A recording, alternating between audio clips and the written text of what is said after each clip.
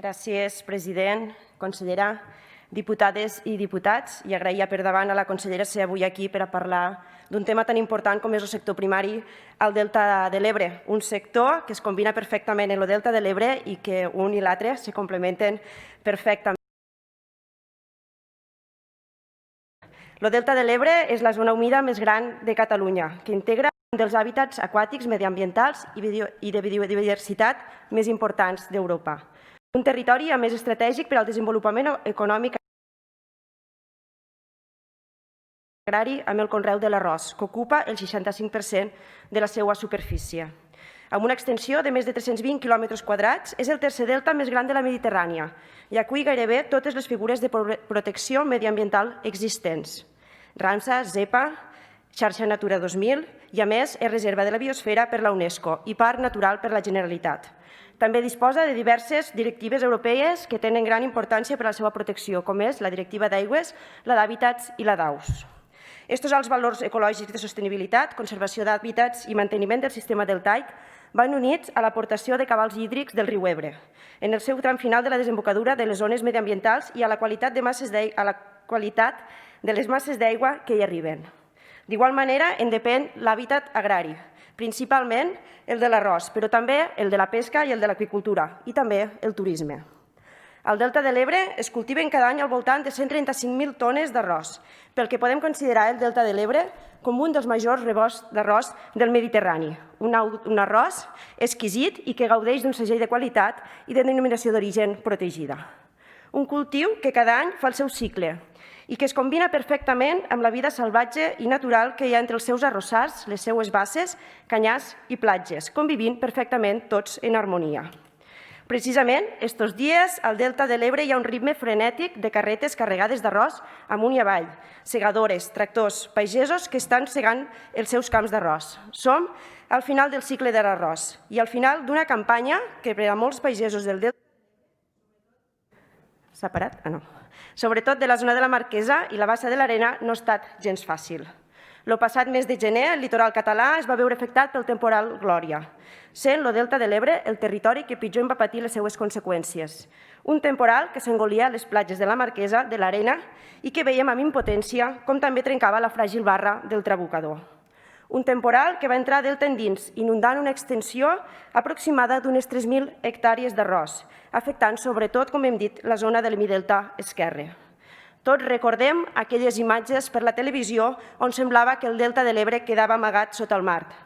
Afortunadament, l'aigua del mar, a poc, va anar reculant i tornant al mar. Començava llavors una cursa contra el rellotge per poder netejar els arrossars d'aigua salada, per poder preparar la propera collita, tot i que sense gaires expectatives d'èxit davant la incertesa de com aniria aquells camps que havien estat anegats d'aigua salada, així com també el retard en poder preparar els camps i sembrar.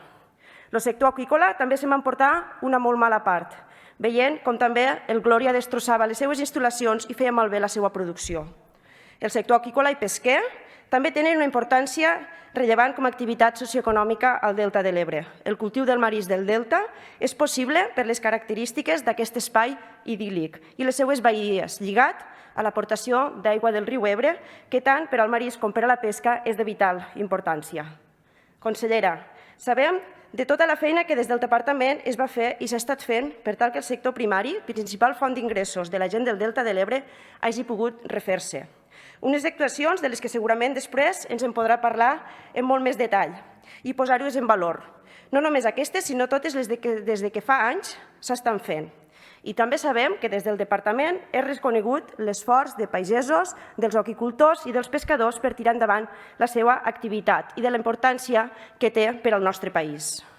Però, consellera, tant vostè com jo, com els pagesos del Delta de l'Ebre, com els seus habitants, com tots els que avui som aquí, sabem que tot això està en risc. La producció d'arròs al Delta de l'Ebre, el cultiu de marisc i la pesca són amenaçats si no protegim el Delta de l'Ebre. Cal protegir el Delta si volem salvar l'activitat del sector primari al Delta de l'Ebre. Esta vegada podem dir que més o menys m'ho hem sortit, tot i que encara són evidents algunes de les conseqüències del Glòria. El Delta se n'ha pogut sortir, però siguem realistes. El Delta i la vida al Delta de l'Ebre necessiten de moltíssima més implicació i actuacions per part de les institucions competents per poder lluitar contra la seva fragilitat. Vam poder veure un Glòria que en aquells camps on hi havia aigua salada s'hi ha pogut tornar a produir arròs. Vostè mateixa va poder baixar fa poques setmanes al Delta de l'Ebre i comprovar-ho en primera persona. Però entrem a la tardor i qualsevol temporal, no cal que sigui tan violent com ho va ser el Glòria, tornarà a posar en evidència que el Delta de l'Ebre està en perill. De fet, aquest mateix estiu, una mica de llevantada, hem pogut veure com l'istme del Trabucador es tornava a trencar. Una fragilitat que es deu a la regressió, la subsidència, la minva de cabals del riu i també a les conseqüències del canvi climàtic. La gent de l'Ebre fa anys que demana solucions des de les institucions municipals, entitats, plataformes, en defensa del riu i també ara des de la taula de consens. Des d'Esquerra fa molts anys que també treballem per buscar solucions de la mà de tots ells. Portem molts anys en què la defensa del riu Ebre i la protecció del Ebre ha estat una de les nostres prioritats. Calen solucions i aquestes han de passar per l'arribada al Delta de l'Ebre dels sediments, dels embassaments de Riba-roja i de Flix. I el govern de l'Estat, el govern del PSOE i de Podemos s'ha de posar les files per fer-ho possible. La recuperació i el transport dels sediments fins a la desembocadura és tècnicament viable, com s'ha demostrat en altres països. De fet, estudis realitzats per l'UPC i per l'IRTA així ho demostren. El Delta de l'Ebre necessita recuperar els sediments. Això permetrà a llarg pla recuperar elevació i lluitar contra la subsidència, contra la pujada del nivell del mar a conseqüència del canvi climàtic. També ajudarà a minvar la salinitat, tan perjudicable per al conreu de l'arròs. I un riu amb un cabal ecològic i que porti sediments també beneficiarà la pesca i l'aqüicultura, que tant necessita d'aquests sediments carregats de nutrients. Però la situació extrema en la que es troba el Delta de l'Ebre també necessita mesures urgents. I és per això que també avui demanem que els 6 milions d'euros aprovats en els darrers pressupostos de la Generalitat gràcies a un acord parlamentari, el Departament de Territori els posi ja i els destini a les mesures per protegir el Delta tal com es va comprometre amb la gent de l'Ebre. Al calaix del departament no hi fan res. I dimecres, durant la sessió de control, escoltàvem com el diputat Terrades ens deia que el Ministeri té a punt el pla de protecció del Delta que a finals d'any hem de conèixer. També com el conseller Calvet reconeixia les seues competències per actuar-ho. Feu-ho. No podem esperar més. El Delta necessita que ens hi aboquem al 100%. Disposem d'aquests 6 milions i calen invertir-los i protegir el Delta. Posem-hi totes les eines, lluitem-hi des de tots els fronts. A Esquerra ho estem fent. Aquí al Parlament, impulsant la creació d'una comissió d'estudi per a la protecció del Delta. A Madrid, on Esquerra hem esmenat el projecte de llei de canvi climàtic i transició energètica per introduir-li la gestió dels sediments en l'apartat que feia referència a la planificació i gestió de l'aigua i que, sorprenentment, aquest apartat del projecte de la llei no feia cap referència als sediments.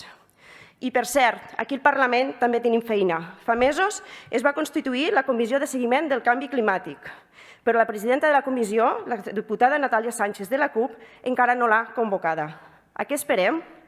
Tots vam considerar que era necessari per la situació en la que es troba el nostre planeta i per tots els motius que acabo d'exposar, crec que tots som conscients que el Delta de l'Ebre serà la primera zona de Catalunya que patirà les conseqüències del canvi climàtic. No podem estar parats, no ens podem quedar d'espectadors. I ja per anar acabant, volem un delta viu, volem un riu ple de vida i volem un Delta de l'Ebre on les generacions presents i futures també s'hi puguen guanyar la vida, on es pugui continuar fent de pagès, produir arròs, cultivar marisc i pescar. Volem que el sector primari, tan singular, pugui continuar fent la seva activitat en aquest espai tan característic i pugui continuar fent que la gent del Delta de l'Ebre pugui continuar vivint del Delta i pugui viure gràcies al Delta. I ja per acabar, no voldria tampoc deixar la meva intervenció sense saludar els companys i veïns del País Valencià, avui que és 9 d'octubre, i recordar que Catalunya no té rei i que les Terres de l'Ebre tampoc no tenim rei. Gràcies, diputada. Per respondre la interpel·lació té la paraula el conseller.